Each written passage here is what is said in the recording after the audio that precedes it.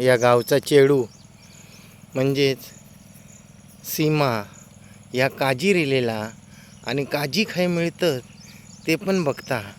म्हणजे ह्यांच्या गावाता जेवढा काय करूचा तेवढा ह्या सगळा कमीचा, म्हणून या गावाका सुकांजी गाव असा नाव ठेवलेला. सुकांजी म्हणजे काय?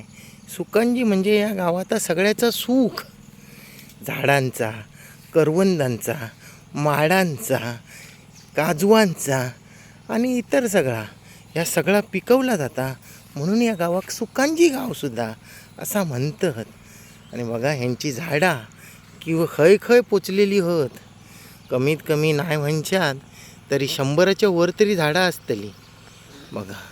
आणि प्रत्येक वर्षाक यांनी जरी अगदीच कशाचं नाही उत्पन्न घेतल्यानी तरी त्यांनी नारळाचं उत्पन्न तर जरूर घेऊ गोया.